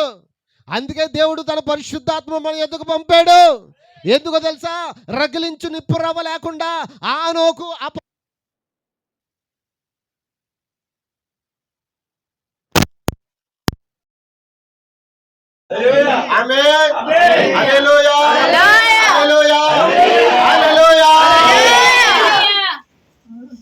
పరుగెత్తేదా పిలుపుకు తగిన బహుమతికై, పరుగెత్తేదా పిలుపుకు తగిన బహుమతికై ప్రభు యేసుని యొద్దకే నేను పరుగెత్తెదా ప్రభు యేసుని ఆజ్ఞల మార్గములో గురి యొద్దకే నేను పరుగెత్తెదా పరుగెత్తెదా పరుగెత్తెదా పిలుపుకు తగిన బహుమతి. హల్లెలూయా హల్లెలూయా. ఆ జీవింపచే శక్తి మనలోనికి రావాలని నా ప్రార్థన. పిలుపును లేపిన అదే పరిశుద్ధాత్మ ఈ రోజు నీతో మాట్లాడాలంటే నువ్వు కూడా అదే పరిశుద్ధాత్మ పొందుకోవాలంటే ఓ నపుంసకుడు ప్రేమించిన అదే దేవుడు అనేక మంది మన బంధువులు కూడా ప్రేమించాడు. అయితే ఆ బంధువుల దగ్గరికి వర్తమానం పట్టుకెళ్ళాలంటే నువ్వు ఉండాలి అక్కడ. నువ్వు కూడా పిలుపు వల్ల పరిశుద్ధాత్మతో నింపబడాలి. అప్పుడు ఆ పిలుపుకు ప్రేరేపించాడు. ఇగో ఎల్లో ఎన్ని కిలోమీటర్లు అండి? 150 మైళ్ళు పరిశుద్ధాత్మ అతను ఎత్తుకుని వెళ్ళిపోయిందంట. ఈ రోజు పాస్ గారు పరిశుద్ధాత్మ ఎత్తుకెళ్ళిపోతున్నారు కదా, మమ్మల్ని ఎవరు ఎత్తుకెళ్తారంటే నేనేమి చేయలేనమ్మా. మేము మమ్మల్ని పరిశుద్ధాత్మ ఎక్కడికి ఎత్తుకెళ్ళాము, ఎందుకంటే ఎత్తుకెళ్ళే పరిస్థితిలో మేము లేవు. అందుకే మమ్మల్ని ఎత్తుకెళ్ళట్లేదంటే మేమే ట్రైన్ ఎక్కి ఎత్తుకెళ్ళిపోతున్నాం. హల్లెలూయా. అయితే ఆ దినాల్లో ట్రైన్లు లేవు, ఆ దినాల్లో ఫ్లైట్లు లేవు, ఆ దినాల్లో ఏమీ లేవు. ఉన్నది అక్కడ గుర్ర బండ్లు. నపుంసకుడు వెళ్ళిపోతున్నాడు. మనోడు కూడా గుర్రం ఎక్కి వెనకదలు వెళ్ళట్లేదండి. అప్పటికే 150 కిలోమీటర్ల దూరం వెళ్ళిపోయాడు. 150 కిలోమీటర్లు ఉన్న దూరంలో ఉన్న వ్యక్తిని కలుసుకోవాలంటే పరిశుద్ధాత్మ వ్యక్తిని సెకండ్లో అతను ఏం చేయాలి? ఇక్కడ మాయం చేయాలి, అక్కడ తెరవాలి. ఆయనకు అసాధ్యమైంది ఏదైనా ఉందా? 150 కిలోమీటర్ల అవతల ఉన్న వ్యక్తి దగ్గరికి వెళ్ళి ఆ వాక్యాన్ని తెరిచి చదువుతుంటే, ఏంటయ్యా నువ్వు చదివే వాక్యం అంటే, ఇదిగో యెషయా 53 చదువుతున్నాను, నాకు ఏమో అర్థం కావట్లేదు. ఎవరు అతడు? యెషయానా? యెషయా తన గురించి చెప్పాడా లేదా వేరొక వ్యక్తి గురించి చెప్పాడా? హల్లెలూయా అంటే అప్పుడు అన్నాడంట, దేవుని నామమునకు మహిమ కలుగును గాక. ఫిలిప్ అన్నాడంట, ఏంటో తెలుసా? ఆ యెషయా ప్రవచించింది ఎవరి గురించో తెలుసా? నన్ను రక్షించిన యేసు. అతని సువార్తలో అతని గుండె చప్పుడు కూడా సువార్తే, అతని రక్తంలో సువార్త ఉంది, అతని సువార్తలో యేసుక్రీస్తు ఉన్నాడు. పేతురు యోహాను లేడు, ఉన్నారా? లేరు. పేతురు యోహానులు అప్పుడు ఉన్నారు, అతని సువార్తలో లేరు. హల్లెలూయా. కానీ ఈ రోజు మన సువార్తలో ఎవరున్నారు? ఈ రోజున ఎక్కువగా సువార్తలో నాకు తెలిసింది మనుషుల మీదే మన సువార్త చేస్తాం, కానీ మన కొరకు చేసిన క్రీస్తుని యొక్క సువార్త మనం తగ్గిపోయాం. దేవునికి స్తోత్రం. మనం ఏ సువార్త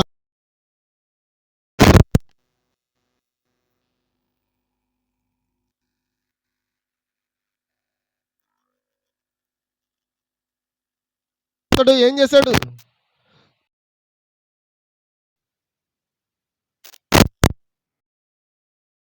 నపుంసకుడికి ఏ నామంలో బాప్తిజం ఇచ్చాడంట? యేసుక్రీస్తు నామంలో. ఉందని కాలుతో చూసుకోండి. యేసుక్రీస్తు నామంలో నపుంసకుడికి పిలుపు ఏం చేశాడు? మరి మనం ఎలా పొందాలి? మన పితరులు అలా పొందారు. నో మీ పితరులు ఎలా పొందారో నాకు అనవసరం. బైబిల్ చెప్పిన ప్రకారంగా మనం ఏం చేయాలి? పొందాలా లేదా? అమ్మా చెప్పండి అమ్మా, చెప్పండి అమ్మా. బైబిల్ ఏం చెప్తే అది చేద్దామండి. పెద్దలు చెప్పింది చేస్తే నువ్వు పరలోక రాజ్యం వెళ్ళవు. బైబిల్ చెప్పింది చేయండి, బైబిల్ చెప్పింది చేయండి. ఆ వాక్యమే నిన్ను పరలోక రాజ్యం తీసుకెళ్తుంది. ఫిలిప్పు నపుంసకుడికి యేసుక్రీస్తు నామములో బాప్తిస్మం ఇచ్చిన వెంటనే ఆ నపుంసకుడి ద్వారా ఆఫ్రికా దేశానికి వాక్యం వెళ్ళిపోయింది. మరి ఒక మాట అడుగుతాను, ఫిలిప్పు నపుంసకుడిని మరి ఎప్పుడైనా చూచాడా? బైబిల్ స్పష్టంగా రాశాడు. మరి అన్నాడు వారు కలుసుకోలేదు. మరి రోజున బయట అలాంటి వాక్యాలని వినపడతా తెలుసండి? నా చేతిలో బాప్తిజం పొందావు, నువ్వు నా దగ్గరికి రావాలి. మా సంఘంలో నువ్వు బాప్తిజం పొందావు, నువ్వు నా దగ్గరికి రావాలి. నేను అంటాను, నువ్వు ఖచ్చితంగా అక్కడికే వెళ్ళాలి. అయితే వాక్యం చెప్తుంది, నీ ఆత్మ ఎక్కడ ఎదుగుదల అవుతుందో అక్కడికే వెళ్ళాలి. ప్రవక్త అన్నాడు. ప్రవక్త చెప్పిన మాట ఏంటో తెలుసా అండి? ఒకవేళ మెథడిస్ట్ సంఘంలో ఆయన ఉన్నాడు, ఆ సంఘం నుండి మరొక సంఘంలోకి ఆ పరిశుద్ధాత్మ వెళ్ళిన ఎడల నేరుగా ఆయనతో పాటు వెళ్ళండి అన్నాడు. దేవునికి స్తోత్రం. అక్కడ నుండి బాప్టిస్ట్ సంఘంలోంచి మరి పెంతెకొస్తు సంఘంలోకి పరిశుద్ధాత్మ వెళ్ళిందంటే నేరుగా నువ్వు అక్కడికే వెళ్ళాడు. మరి ఇంకో మాట అన్నాడు, ఒకవేళ బ్రెన్హమ్ గుడారం నుండి పరిశుద్ధాత్మ మరొక చోటకు వెళితే నేరుగా నువ్వు అక్కడికి వెళ్ళాను. హల్లెలూయా. ఫిలిప్పు నపుంసకుడు మరొక్కసారి ఎప్పుడు కూడా కలవలేదు. చాలా మంది ఏమన్నారంటే, సువార్త ద్వారా నేను కన్నాను, నేను బాప్తిస్మం ద్వారా నేను కన్నాను. ఏమండి బైబిల్ ఏం చెప్తుంది? పౌలు ఏమన్నాడు? పౌలు ఏం చెప్పాడండి? మిమ్మల్ని నేను సువార్త ద్వారా కన్నాను అన్నాడు పౌలు. నీటిలో ముంచేవాడు సువార్త ద్వారా ఎలా కంటాడు? హల్లెలూయా. ఇక్కడ మాక్సిమం ఒక బ్రదర్ ద్వారా కొన్ని ఆత్మలు సంపాదించాడు. ఎవరు? మన జోసెఫ్. సువార్త ద్వారా కన్నాడు ఆయన. ఆ తర్వాత నేను వెళ్ళి ఏం చేశాను? నర్సుగా నేను ఏం చేశాను? రక్తంతో ఉన్న బిడ్డను కడుగుతాడు కదా నర్సు. కడుగుతారా అమ్మా? కడుగుతారా? నర్సు పని చేయలేదమ్మా ఇక్కడ. అందుకే మా సంఘంలో నర్సులు వచ్చింది కాక. మా సంఘంలో లేబర్ రూమ్ గా మారిన కాక. ఇక్కడ ఏ అనములు జీ అనములు అయిపోను కాక. డాక్టర్లు కూడా అవ్వాలని కోరుకుంటున్నాను. డాక్టర్ ఎవరన్నా చదవండి మరి దేవునితో. లేకపోతే ఇప్పుడే కొంచెం డాక్టర్ గా ప్రిపేర్ అయిపోండి మీరు. దేవునికి స్తోత్రం. హల్లెలూయా. చూడండి, ఒక వ్యక్తి పాపం చేత ఉన్నప్పుడు ఒక వ్యక్తి సువార్తను అందించినప్పుడు ఆ సువార్త ద్వారా ఆ వ్యక్తిని కన్నాడు. పౌలు అంటాడు, నేను సువార్త ద్వారా మిమ్మల్ని నేను కన్నాను అన్నాడు. అంతేనా? నేను ఎక్కువ ఎవరికి బాప్తిస్మం ఇవ్వలేదని చెప్పాడు పౌలు. అన్నాడు. బాప్తిస్మానికి సువార్తకి చాలా తేడా ఉందండి. తెలియక చాలా మంది ఏం చేస్తారు, ఇప్పుడు బెదిరింపులు ఏంటి తెలుసా? మీరు నాకు బాప్తిస్మం ఇవ్వలేదు, నేను మీ దగ్గర. ఎంతమందికి అర్థమవుతుంది? బాప్తిస్మం అనేది కేవలం కనడానికి కాదండి. ప్రసవ నొప్పులు పడే తల్లి ఆ బిడ్డను బయటికి తీసుకు అడుగుతుందా? డాక్టర్కి అడుగుతాడా? చెప్పాలి. ఈరోజు పాస్టర్ కూడా అలాంటోడే. ఒకవేళ నేరుగా నన్ను పోయి పలానా వేలికి సువార్త ప్రకటించు అని చెప్తే నేను పోయి సువార్త ప్రకటిస్తే ఆ వ్యక్తిని నేను సువార్త ద్వారా కన్నాను. అటు తర్వాత బాప్తిస్మం ఇస్తాను. దేవునికి స్తోత్రం. పిలుపు కూడా సువార్త ద్వారా నపుంసకుడు కన్నాడు. నపుంసకుడు పిలుపు అన్నాడు కూడా కలుసుకోలేదు. సువార్త ద్వారా కన్నాడు, బాప్తిస్మం కూడా ఇచ్చాడు. ఇంకెన్నడూ కలుసుకోలేదు. మరి ఇద్దరు పరలోక రాజ్యం కలుసుకోరా? నువ్వు నా దగ్గర ఉంటేనే కలుసుకుంటావు, లేకపోతే లేదంటే ఇప్పుడు కందాకే క్రింద మంత్రి అయినా నపుంసకుడు ఎక్కడికి వెళ్ళకూడదు? ఆఫ్రికా వెళ్ళకూడదు. ఎక్కడ ఉండాలి? పిలుపు తోకట్టుకుని నడాలి. అంతేనండి, పిలుపుతోనే ఉండాలి. మరి పిలుపుతో లేకుండా అతని యొక్క అతని బాధ్యత ఏంటి? మంత్రి. ఏ మంత్రి అయినా? Financial minister. ఇప్పుడు మినిస్టర్ బాప్తిజం పొందుకొని నేను ఇక్కడే ఉండిపోతాను అన్నాడా? అనలేదండి. దేవుని మహిమ కలుగాక. అతను ఎక్కడికి వెళ్ళాడు? ఆఫ్రికా ఖండంకి వెళ్ళి అతని ద్వారా సువార్త ప్రకటించినప్పుడు ఈ రోజున ఆఫ్రికాలో వర్తమానం అందడానికి కారణం అతడే. ఎంతమందికి అర్థమవుతుంది? కాబట్టి బాప్తిస్మం ఇచ్చినంత మాత్రాన నిన్ను రక్షించాడో నిన్ను కన్నాడో కాదండి దాని అర్థం. అర్థమైందా? బాప్తిస్మం అనేది దాని అర్థం కడగబడడానికి. హల్లెలూయా. కానీ నేను కన్నది ఎవరు? నీకు మొట్టమొదటి సువార్త ఎవరైతే ప్రకటించారో, క్రీస్తు వైపు తిరగమని చెప్పారో వాళ్ళే. మరి సేవకులు ఎవరినంటే చెప్పాను కదా, పరిశుద్ధాత్మ మెకానిక్ అయితే ఆ మెకానిక్ హెల్పింగ్ చేయడానికి ఎవరు ఉండాలి? హెల్పర్ ఉండాలి. ఆ హెల్పర్స్ ఎవరు? ఏమండి సేవకుడు అంటే ఏంటి మీనింగ్? సేవకుడు అంటే ఏంటి? సేవకుడు అంటే పరిచయం చేసేవాడు. హెల్పరు రాజు కాదు కదా. రాణికి ఎవరు ఏం చేయాలి? హెల్ప్ చేయాలా? దేవునికి స్తోత్రం. నపుంసకుడు కూడా ఎవరండి? సేవకుడు ఎవరండి? ఎస్తేరును నపుంసకుడు ఏం చేశాడు? హేగే ఏం చేశాడు? సిద్ధపరచినట్లుగా ఈరోజు సంఘానికి కాపురు ఎవరు? నపుంసకుడు. ఈ నపుంసకుడు అంటే దాని అర్థం ఏంటి? ఇందాక చెప్పాను కదా. నపుంసకుడు అంటే ఏంటండి? విత్తనము లేనివాడు. మరి నా దగ్గర ఏ విత్తనాలు లేవండి, ఉన్నది ఒకటే, అదే బైబిల్ విత్తనం. ఆ బైబిల్ విత్తనానికి ఇదిగో దాని ప్రత్యక్షతే ఈ 7 ముద్దల ప్రత్యక్షత గ్రంథమై ఉంది. దేవునికి స్తోత్రం. ఇదే ఈ విత్తనాన్ని దేవుడు మీకు పెట్టమని చెప్పాడు. ఆ విత్తనాన్ని మేము పెట్టాలి.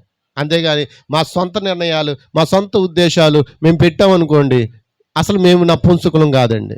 దేవునికి స్తోత్రం. ఈరోజు చాలామంది సంఘాలు ఎలా ఉన్నారో తెలుసా? సేవకుని ఆత్మను పొందుకుని ఉన్నారండి. ఏ ఆత్మ? అందరు ఇక్కడ ఉన్నారా? సేవకుని ఆత్మ అంటే ఏంటి? సేవకుడు ఎలా ప్రవర్తిస్తే సంఘం కూడా తెలుసండి.